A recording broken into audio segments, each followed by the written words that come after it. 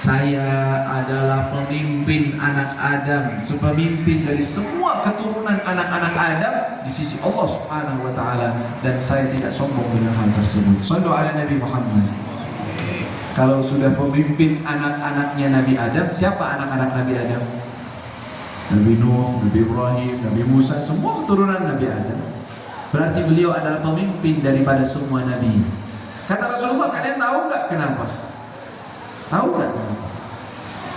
Salah satunya adalah syafa'atul udhma. Di hari kiamat nanti semua umat nih, ketika mereka di padang mahsyar, kita tahu nggak padang mahsyar? Nih ibu-ibu yang ngobrol nih, tahu nggak padang mahsyar? Apa padang mahsyar? Hah? Kita semua bakal dikumpulin sama Allah di satu tempat. Kira-kira berapa juta orang tuh yang kumpul? Ada yang bisa prediksikan? Berapa triliun orang yang akan dikumpulkan oleh Allah semua di padang mahsyar? Ya Allah, ngeri gak tuh? Nyasar gak tuh? Nyasar lah. Kalau kita se-Indonesia, se-Jakarta kumpul aja kita repot nyari orang. Bagaimana dengan semua orang dari awal sampai akhir? Singkat cerita, ketika semua makhluk Allah dibangkitkan di hari kiamat, dari zaman Nabi Adam sampai akhir zaman, semua kumpul. Tentunya ada dari golongan-golongan yang mulia dan dimuliakan oleh Allah. Mereka di bawah naungan arsy Allah Subhanahu wa ta'ala. Mudah-mudahan kita semua di bawah naungan arsy Allah. Amin. Bilang amin. Kenapa? Kalau enggak di bawah naungan arsy Allah repot. Matahari dekat, panas, capek, bisa bertahun-tahun nunggunya. Tapi kalau di bawah naungan arsy Allah, VIP, tempatnya nyaman, tempatnya indah, didatengin oleh para malaikat. Jangan takut, jangan khawatir, tenang, tenang. Disinilah tempat kalian, disinilah tempat kemuliaan kalian. Itu di bawah arsy Allah, semuanya mereka yang dalam keadaan tenang, gak pakai repot, gak pakai panas, gak pakai tenggelam keringat, gak ada. Allahumma ja'alna minhum. Ya Allah, jadikan kami semua di bawah naungan arsy-Mu ya Allah. Kita gak kuat dah kalau udah panas-panasan dah. Ya, siapa yang kuat di sini berjemur di Jakarta aja dah. Seharian gak usah meneduh. Berdiri tuh di bawah terik matahari lagi musim panas, gak ada hujan, gak ada awan. Kuat gak? Gak kuat, capek. Keringetan kita, habis kita. Capek bener-bener. Bagaimana dengan padang mahsyar? Sehari, 2 hari, 3 hari, 4 hari. Singkat cerita, di padang mahsyar ini para orang-orang pengen cepet dihisab karena udah capek. Kita ini capek nunggu. Sampai kapan kita nunggu kayak gini? Ayo minta sama Allah, teriak-teriak deh. Ya Allah cepetan dong dihisab, ya Allah deh. Gak didengar sama Allah.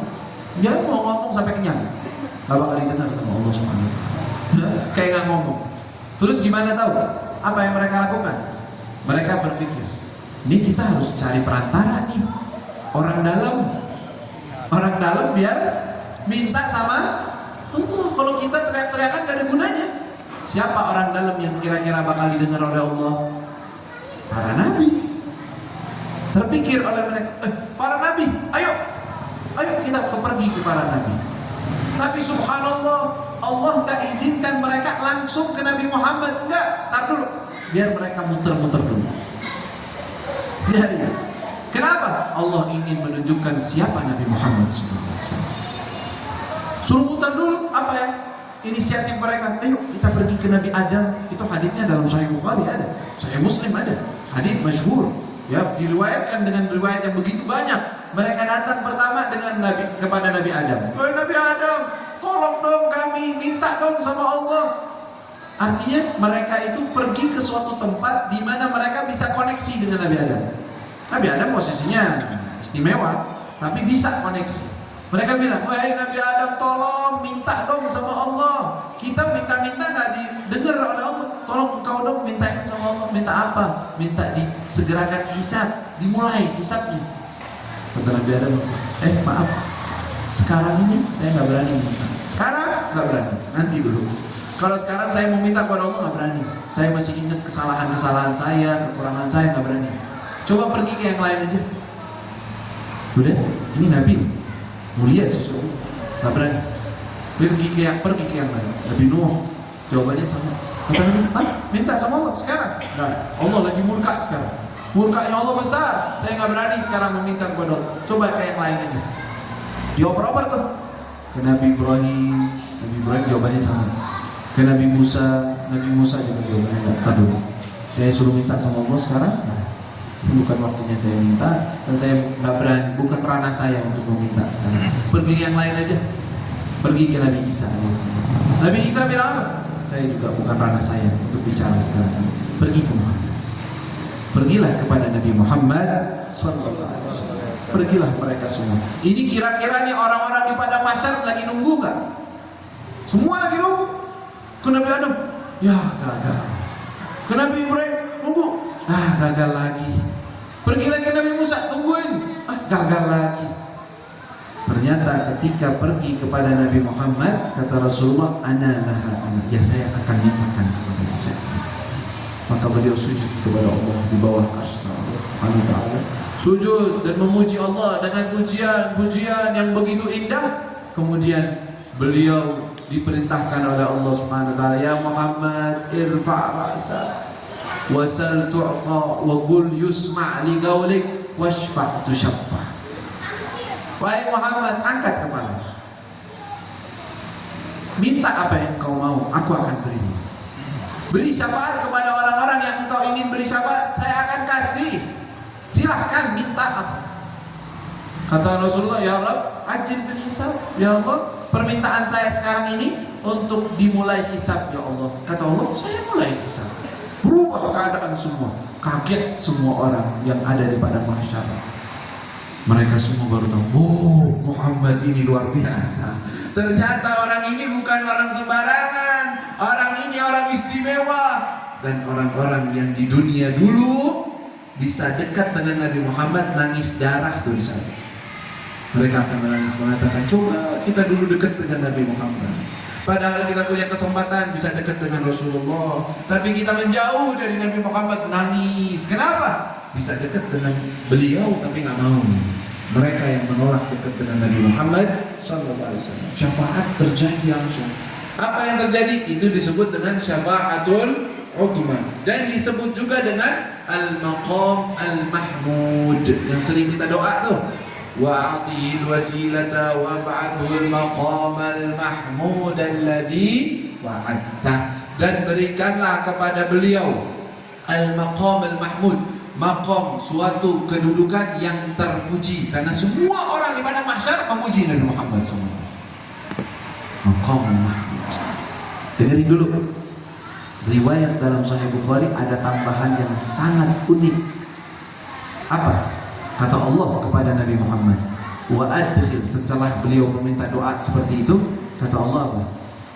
Beri syafaat kepada orang yang kau mau, minta apa yang kau mau. Dan wahai Muhammad, boleh engkau memasukkan dari umatmu yang yang tergolong daripada orang-orang yang tidak terkena hisab. Jadi ada kan dari golongan Nabi Muhammad yang yadkhulunal jannata bighairi, masuk ke dalam surga tanpa apa ditambah dihisab, nggak pakai sidang, nggak pakai ditanya ente sholat nggak sholat, kenapa begini, kenapa, nggak ada, langsung masuk surga, nggak pakai ditanya. Subhanallah. Kata Allah apa? Biar umat yang lain tahu siapa umatnya Nabi Muhammad dan bagaimana kedudukannya Nabi Muhammad di sisi Allah. Kata Allah apa? Di depan semua orang-orang diberitahukan, masukkan dari golongan umatmu yang tidak terkena hisab, biar masuk dari pintu samping daripada pintu surga. Jadi pintu surga ada 8, masih resmi, masih terkunci, nggak boleh buka. Kan hisab belum mulai, tapi ada pintu samping. Siapa yang bisa buka pintu samping? Pintu utama, pintu samping yang memegang kuncinya Nabi Muhammad SAW. Maksudnya yang diizinkan oleh Allah. Arti megang kunci begitu, bukan berarti dia miliki semua, enggak. Pahamin yang jelas. Jangan separuh-separuh, jangan sepotong-sepotong. Nanti salah paham nih, salah paham. Nah, maksudnya ngasih kunci apa? Ya diizinkan oleh Allah. Tuh lihat hadisnya. Kata Allah apa? Silahkan, mau dimasukin dulu tuh mereka ke pintu samping, gak apa-apa, ajak aja mereka langsung masuk. Shallallahu ala Nabi Muhammad.